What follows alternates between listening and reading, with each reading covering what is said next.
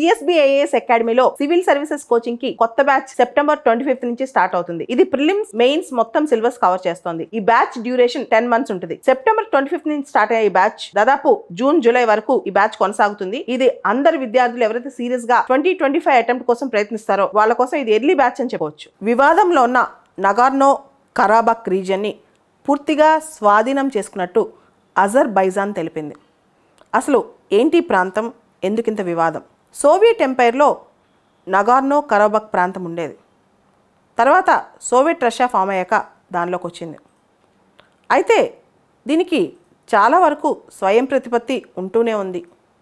అది నెమ్మదిగా అజర్బైజాన్లో భాగమైంది. ఆ టైంలో అఫీషియల్గా ప్రపంచవ్యాప్తంగా నగోర్నో కరాబక్ అజర్బైజాన్లో భాగమని చాలామంది భావించేవాళ్ళు. ఇప్పుడు కూడా అఫీషియల్గా అజర్బైజాన్లో భాగమే అన్నమాట. అయితే ఇక్కడ ఒక క్లిష్టతరమైన అంశం ఒకటి ఉంది. అజర్బైజాన్ అనేది దాదాపు 97% మంది ముస్లిమ్స్ ఉంటారు. పక్కనే ఉన్న అర్మేనియాలో దాదాపు 97% మంది అక్కడ క్రిస్టియన్స్ ఉంటారు. అయితే అర్మేనియన్స్ ఎక్కువ మంది వెళ్ళి నగోర్నో కరాబక్ రీజియన్లో సెటిల్ అయ్యారు. దీనిలో అర్మేనియన్స్కి అజర్బైజాన్ వాళ్ళ వద్ద గొడవలు అయినాయి. ఇక్కడ చాలామంది అజర్బైజాన్ చెందిన ముస్లిమ్స్ ఎవరైతే నగోర్నో కరాబక్ ప్రాంతంలో ఉన్నారో వాళ్ళని అర్మేనియన్స్ తరిమేశారు. దీంతో అక్కడ గొడవలు పెరిగిపోయాయి, చాలా పెరిగిపోయాయి అన్నమాట. సో గత 30 సంవత్సరాల్లో 2 సార్లు పెద్ద యుద్ధమే వచ్చింది అర్మేనియాకి అజర్బైజాన్కి నగార్నో కరాబక్ విషయంలో. నగార్నో కరాబక్ చాలా క్రూషియల్ లొకేషన్ కూడా. బ్లాక్ సీకి కాస్పియన్ సీకి మధ్యలో ఉన్న ప్రాంతం. అక్కడ ఫేమస్ ఆయిల్ పైప్ లైన్స్ కూడా ఉంటాయి యూరోప్కి వెళ్ళేవి. అంటే అక్కడ కంట్రోల్ కూడా చాలా ఇంపార్టెంట్ అనమాట. అయితే గత 3-4 రోజుల నుంచి చాలామంది అర్మేనియన్లు నగార్నో కరాబక్ రీజియన్ నుంచి బయటకు వచ్చేస్తున్నారు. యాక్చువల్గా సోవియట్ రష్యా విచ్ఛిన్నమైన తర్వాత ఓవరాల్గా చాలామంది అక్కడ ఏమనుకున్నారంటే నగార్నో కరాబక్ వెళ్ళి అర్మేనియాలో ఉండాలి. ఎందుకంటే నగార్నో కరాబక్లో మెజారిటీ పీపుల్ అర్మేనియన్స్.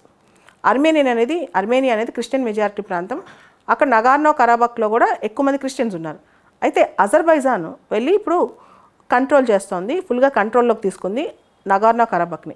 ఇక్కడ నగార్నో కరాబక్ అనేది భూ పర్యవేక్షిత ప్రాంతం. అంటే అది సపరేట్ కంట్రీ కాదు, ల్యాండ్ లాక్డ్ రీజియన్ అని చెప్పొచ్చు అనమాట. ఈ ల్యాండ్ లాక్డ్ రీజియన్లో బేసికలీ ఎక్కువ మంది ఎథ్నిక్ అర్మేనియన్స్ ఉంటారు. అండ్ ఎప్పటి నుంచో ఇది ఈ కాన్ఫ్లిక్ట్ రీజన్ జోన్లో ఉంది. నగార్నో కరాబక్లో అర్మేనియన్ సపోర్ట్ ఉన్న ఒక రెవల్యూషనరీ గవర్నమెంట్ రూల్ చేస్తుందన్నమాట. ఇప్పుడు అజర్బైజాన్ దాన్ని మొత్తం కంట్రోల్లోకి తీసుకొచ్చింది. అయితే అంతర్జాతీయంగా యుఎన్ కానీ ఇంటర్నేషనల్ కమ్యూనిటీ కానీ నగార్నో కరాబక్ అనేది అజర్బైజాన్లో భాగమని అందరూ అనుకుంటారు, నమ్ముతారనమాట. దీంతోపాటు ఇక్కడ మనకి organization of security and cooperation the Europe అని ఒక గ్రూపు, వీళ్ళందరూ కూడా ఈ ప్రాంతంలో ఇప్పుడు సెక్యూరిటీ తేవాలంటున్నారనమాట.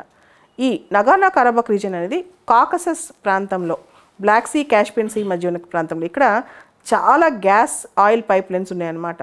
ముఖ్యంగా అజర్బైజాన్ నుంచి టర్కీకి, అక్కడి నుంచి యూరోప్కి పైప్ లైన్స్ వెళ్తాయి. సో టర్కీ కూడా ఈ ఇష్యూలో నిన్న కూడా టర్కీస్ ప్రెసిడెంట్ ఎర్డోగన్ ఈ ప్రాంతానికి వెళ్ళి ఈ ఏరియాలో అజర్బైజాన్తో చర్చలు కూడా జరుపుతున్నారు మొత్తం ఎపిసోడ్ పైన. సో ఇక్కడ రకరకాల పైప్ లైన్స్ అనమాట. Western route export oil pipeline, Trans Anatolian gas pipeline, South Caucasus gas pipeline, Baku Tbilisi Ceyhan pipeline, ఇవన్నీ కూడా రకరకాల pipelines, gas pipelines ఉంటాయి. సో ఈ ప్రాంతం చాలా ఇంపార్టెంట్. ముఖ్యంగా ఇక్కడ ఒక టెక్నికల్గా మీరు చూడండి, ఇక్కడ ఒక ఏరియా ఉందన్నమాట, ఒక బార్డర్ ఏరియా. ఈ ఒక కారిడార్ ఉంది ఈ ప్రాంతంలో, లచ్చిన్ కారిడార్ అని చెప్పి. ఇది ప్రత్యేకంగా ఎవరి కంట్రోల్లో ఉంటే అక్కడి నుంచి ట్రాన్స్పోర్టేషన్ ఇవన్నీ కూడా చాలా ఇంపార్టెంట్ అనమాట. సో ప్రతిసారి 2-3 ఏళ్ళకి ఒకసారి ఈ అర్మేనియన్స్కి అజర్బైజాన్ మధ్య వాయిలెన్స్ జరుగుతూనే ఉంటుంది. ఈ 2020లో కూడా అతిపెద్ద వాయిలెన్స్ జరిగింది, చాలా యుద్ధాలు కూడా జరిగాయి. ముఖ్యంగా 2 పెద్ద యుద్ధాలు జరిగాయి అనమాట. ఇప్పుడు పరిస్థితి ఏంటంటే అర్మేనియా వాళ్ళు చాలామంది అర్మేనియన్స్ నగోర్నో కరాబక్ నుంచి వెనక్కి వచ్చేస్తున్నారు. దాంతో అర్మేనియన్స్ ఓసీఎస్సీని, తర్వాత యూరోపియన్ యూనియన్ని, రష్యాని, వీళ్ళందరినీ హెల్ప్ అడుగుతున్నారన్నమాట. ఓసీఎస్సీ అంటే organization for security and cooperation in Europe. తర్వాత యూరోపియన్ యూనియన్ రష్యాని అర్మేనియన్స్కి చాలామంది ఇబ్బంది పడుతున్నారు, అర్మేనియన్స్ని అజర్బైజాన్ వాళ్ళు తరిమేస్తున్నారు ముస్లిమ్స్ అని చెప్పి ఇప్పుడు ఇష్యూ అవుతుంది. దాంతోపాటు ఈ ఎపిసోడ్లో మనం కలెక్టివ్ సెక్యూరిటీ ట్రీటీ ఆర్గనైజేషన్ అనే అంశం గురించి కూడా చూసుకోవాలి. CSTO collective security treaty organization అనమాట. ఇది 1992లో ఫామ్ అయింది. ఎందుకంటే వాళ్ళ సెక్యూరిటీ కోసం. దీనిలో Armenia, Kazakhstan, Kyrgyzstan, Russia, Tajikistan, Uzbekistan దేశాలు ఉన్నాయి. ఈ బేసికల్గా ఏంటంటే టెర్రరిజం నుంచి, డ్రగ్ ట్రాఫికింగ్ నుంచి, సైబర్ థ్రెట్ నుంచి, ఇతరత్ర భద్రతా అంశాల మీద నుంచి కాపాడుకోవడానికి కలెక్టివ్ సెక్యూరిటీ ట్రీటీ ఆర్గనైజేషన్ ఉందన్నమాట. సో ఇది కూడా ఇప్పుడు ప్రస్తుతం ఆర్మేనియా CSTO నుంచి కూడా, కలెక్టివ్ సెక్యూరిటీ ట్రీటీ ఆర్గనైజేషన్ నుంచి కూడా హెల్ప్ అడుగుతుందన్నమాట. ఓవరాల్గా చెప్పాలి అంటే జాగ్రఫికల్గా చూస్తే నగార్నో కారాబాక్ష్ అనేది ఆర్మేనియన్స్ ప్రస్తుతం డామినేట్ చేస్తున్న ఏరియా, కానీ అజర్బైజాన్ ఇప్పుడు కంట్రోల్లో తీసుకుంది. ముఖ్యంగా క్రిస్టియన్, ఇప్పుడు కూడా నగార్నో కారాబాఖ్లో క్రిస్టియన్ మెజారిటీ ఎక్కువ, కానీ అజర్బైజాన్ ఇస్ ముస్లిం కంట్రీ. రెండోది కల్చరల్ ఐడెంటిటీ కూడా.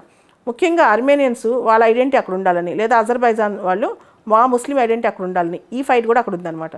తర్వాత డొమెస్టిక్ పాలిటిక్స్, ఇక్కడ రకరకాల దేశాలు ఇన్వాల్వ్ అవటము, టర్కీ లాంటి దేశాలు ముస్లిమ్స్కి సపోర్ట్ చేయటం. అండ్ మీకు తెలుసు బేసికల్గా కాశ్మీర్ ఇష్యూలో అజర్బైజాన్ ఫస్ట్లో పాకిస్తాన్కి సపోర్ట్ చేస్తుంది. అండ్ ఇండియా మాత్రం ప్రస్తుతానికి ప్రిన్సిపల్ డిస్టెన్స్ మెయింటైన్ చేస్తుంది ఈ మొత్తం ఎపిసోడ్ పైన. CSBIAS అకాడమీలో సివిల్ సర్వీసెస్ కోచింగ్ కి కొత్త బ్యాచ్ సెప్టెంబర్ 25 నుంచి స్టార్ట్ అవుతుంది. ఇది ప్రిలిమ్స్, మెయిన్స్ మొత్తం సిలబస్ కవర్ చేస్తుంది. ఈ బ్యాచ్ డ్యూరేషన్ 10 months ఉంటుంది. సెప్టెంబర్ 25 నుంచి స్టార్ట్ అయ్యే ఈ బ్యాచ్ దాదాపు జూన్, జూలై వరకు ఈ బ్యాచ్ కొనసాగుతుంది. ఇది అందరు విద్యార్థులు ఎవరైతే సీరియస్ గా 2025 అటెంప్ట్ కోసం ప్రయత్నిస్తారో వాళ్ళ కోసం ఇది ఎర్లీ బ్యాచ్ అని చెప్పవచ్చు.